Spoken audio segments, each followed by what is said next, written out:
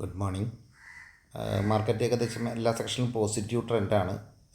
എങ്കിലും സമയം 8:11 സമയത്ത് ഏകദേശം 13 പോയിൻ്റ് ഡൗണായിട്ട് നിഫ്റ്റി ഫ്യൂച്ചർ നിൽക്കുന്നുണ്ട്.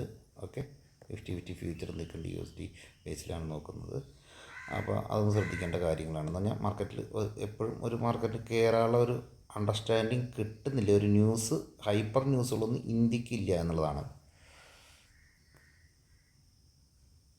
അടുത്തൊരു നെഗറ്റീവ് എന്ന് പറയുന്നത് റുപ്പി ഒന്ന് അപ്രിസിയേഷൻ ചെയ്തതാണ് 3 ദിവസം മുമ്പായിട്ട്. മിനിഞ്ഞാന്ന് വരെ നല്ല ഒരു പെർഫോമൻസ് കാണിച്ചതാണ്. പക്ഷെ വീണ്ടും 88-22 അപ്പോൾ നമ്മൾ 88 ആ റേഞ്ച്, അല്ലെങ്കിൽ ആ റേഞ്ചിൽ നിന്നൊക്കെ തിരിച്ച് ₹1 ഇറങ്ങി വന്ന് തിരിച്ച് വീണ്ടും 88-22 എത്തിയിരിക്കുന്നു എന്നുള്ളത് ഇന്ന് സ്ലൈറ്റ് കണ്ട അതൊരു അപ്പാണ്. നമുക്ക് നെഗറ്റീവാണ്, അപ്പാവണത് നെഗറ്റീവാണത്. ഓക്കെ, ശ്രദ്ധിക്കുക. ഒരു സൈഡ് വൈസ് മാർക്കറ്റാണ്, അതിൽ കൂടെ കുറച്ച് നെഗറ്റീവ്സ് ഓപ്പൺ ആവുന്നു. അടുത്തത് US ഫെഡ് മീറ്റിംഗ് ആണ്. ആ മീറ്റിംഗ് ബുധനാഴ്ച രാത്രി അർദ്ധരാത്രിയോടുകൂടി ബുധനാഴ്ച ന്യൂസ് വരും. ഏകദേശം എല്ലാവർക്കും അറിയാം ഒരു 25 BPS ആണ് കുറയാൻ പോകുന്നത് എന്ന് പറഞ്ഞു. അപ്പോൾ 25 കുറയുന്നു ഏകദേശം ഊഹിക്കുന്നു. 99% അത് സംഭവിക്കുന്നു തന്നെ പ്രതീക്ഷിക്കുന്നു. ഇല്ലെങ്കിൽ നെഗറ്റീവ് മാർക്കറ്റാണ്. പക്ഷേ ഓൾമോസ്റ്റ് അത് സംഭവിക്കുന്നു പറയുന്നതുകൊണ്ട് US മാർക്കറ്റിനെ സംബന്ധിച്ച് പോസിറ്റീവാണ്. എന്താ സംഭവിക്കുന്നത്? US മാർക്കറ്റിന് പോസിറ്റീവ് ആവും തോറും നമ്മൾ ശ്രദ്ധിക്കേണ്ട കാര്യം നമ്മളെ ഡോളറിൻ്റെ സ്ട്രെങ്ത്ത് ശ്രദ്ധിക്കണം. ഡോളറിൻ്റെ സ്ട്രെങ്ത്ത് അപ്പാവും തോറും ഇന്ത്യൻ റുപ്പിയിലെ ഡിപ്രീസിയേഷൻ, ഇതാണ് പ്രശ്നം വരുന്നത്. അപ്പോൾ ഇത് ശരിക്കും ഡോളർ ഇങ്ങനെ അപ്രിസിയേഷൻ ചെയ്യാനുള്ള ന്യൂസുകൾ വന്നുകൊണ്ടിരിക്കുമ്പോൾ ഗുഡ് ന്യൂസായിട്ട് ബുധനാഴ്ച ഭാവിക്കാമെങ്കിലും നമ്മളെ സംബന്ധിച്ച് 2 ഡേയ്സ് ഈ പ്രത്യേകിച്ച് ഇന്നും നാളെയും ചെറിയൊരു വീക്ക്നെസ് എനിക്ക് ഫീൽ ചെയ്യുന്നുണ്ട് കേട്ടോ. അത് സംതിങ് പേഴ്സണലാണ്. എല്ലാ സെക്ഷനും പോസിറ്റീവാണ് പറയാനുള്ളത്.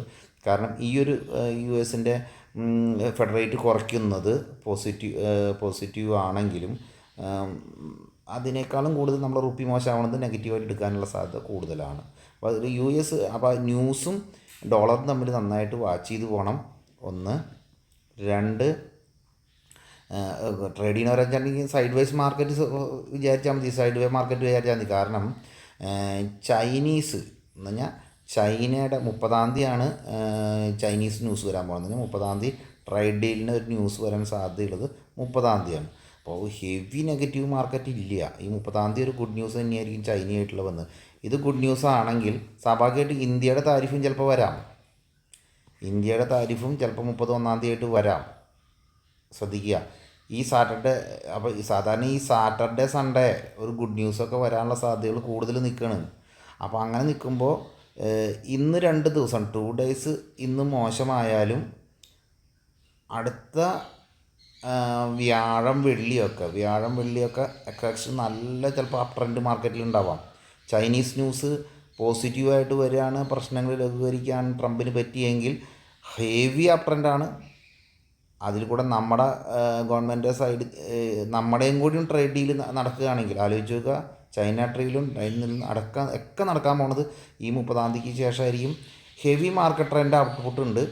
അപ്പോൾ സ്വാഭാവികമായിട്ട് ഈ ഫിനാൻഷ്യൽ ഈ ആഴ്ചയിലത്തെ മാർക്കറ്റ് കഴിയുന്നതോടുകൂടി, ഈ ആഴ്ച മാർക്കറ്റിലെ കട്ടിങ് ഡേറ്റ് കഴിയുന്നതോടുകൂടി തന്നെ മാർക്കറ്റിൽ ഹ്യൂജ് അപ് ട്രെൻഡ് വരാനുള്ള സാധ്യത കൂടുതലാണ്. അപ്പോൾ ഷോർട്ട് അടിക്കുന്നവരെ സംബന്ധിച്ച്, ട്രേഡിങ് ചെയ്യുന്നവരെ സംബന്ധിച്ച് ഷോർട്ട് അടിക്കുന്ന അവരെന്നും വൈകുന്നേരം കട്ട് ചെയ്ത് പോകാനും സാധ്യത. അപ്പോൾ കാലത്ത് ട്രേഡിങ് ഓപ്പൺ ചെയ്ത് നെഗറ്റീവിലേക്ക് വരാനും അത് കഴിഞ്ഞ് പോസിറ്റീവ് പോകാനും അത് നെഗറ്റീവ് വരാനും, ആ സമയം ഉച്ചയ്ക്ക് ശേഷം എപ്പോഴും കാലത്ത് മാർക്കറ്റ് അടിച്ചെങ്കിൽ ഉച്ചയ്ക്ക് റിക്കവറി ചെയ്യാനുള്ള സാധ്യത കൂടിക്കൊണ്ടിരിക്കും, ഷോർട്ട് കവറിങ് വന്നുകൊണ്ടിരിക്കും. അപ്പോൾ കാലത്ത് എപ്പോഴും മാർക്കറ്റ് കയറി ഓപ്പൺ ചെയ്യുകയാണെങ്കിൽ അത് സെൽ ഓഫ് വന്നതിന് ശേഷം ഉച്ചയ്ക്ക് റിക്കവറി ചെയ്യാനുള്ള സാധ്യതയുണ്ട്. കുറച്ച് കോംപ്ലിക്കേഷൻ നിങ്ങൾക്ക് തോന്നാം.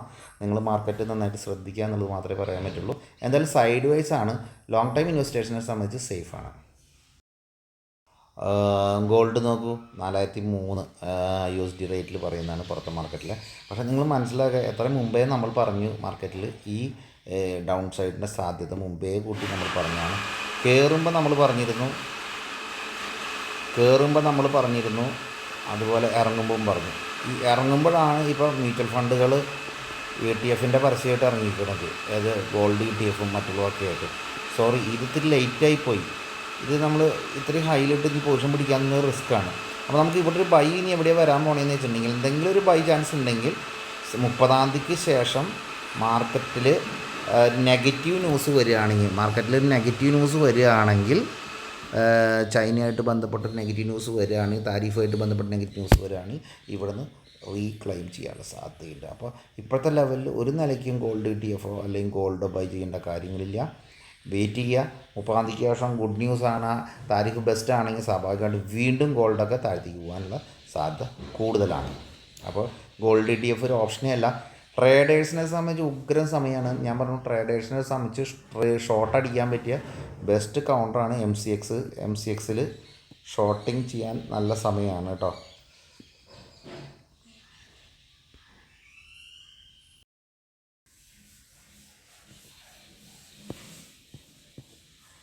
IOC ബെസ്റ്റ് റിസൾട്ട്, നല്ല റിസൾട്ടാണ് വച്ചിരിക്കുന്നത് എന്നുള്ളത് പറയാം. IOC ശ്രദ്ധിക്കാൻ പറ്റിയ ഒരു കൗണ്ടറിൽ എനിക്ക് തോന്നുന്നു PNB ഹൗസിംഗ് ഫിനാൻസ് ശ്രദ്ധിക്കാവുന്ന കൗണ്ടറാണ്. അതുപോലെ കല്യാൺ, എനിക്കൊന്ന് ഗോൾഡിൻ്റെ വില താഴ്ത്തേക്ക് ഇറങ്ങുകയാണെന്ന് എനിക്ക് തോന്നുന്നു. അങ്ങനെയാണെങ്കിൽ കല്യാൺ നമുക്ക് ശ്രദ്ധിക്കേണ്ട കൗണ്ടറാണ്.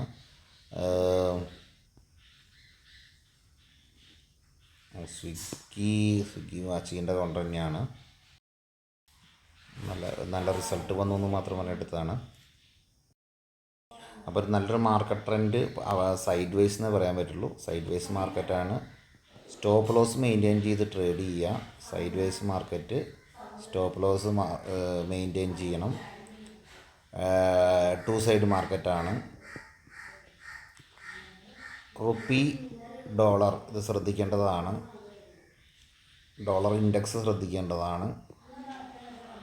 3 ഡേയ്സ് ആഫ്റ്റർ പോസിറ്റീവ് ന്യൂസ് തന്നെയാണ് എപ്പോഴും മുമ്പിൽ നിൽക്കുന്നത്. അതുകൊണ്ട് എപ്പോൾ വന്നാലും മാർക്കറ്റിന് ക്ലോസിങ്ങും ഷോർട്ട് കവറിങ് വരാനുള്ള സാധ്യത കൂടുതലാണ്. ക്ലോസിങ്ങിന്.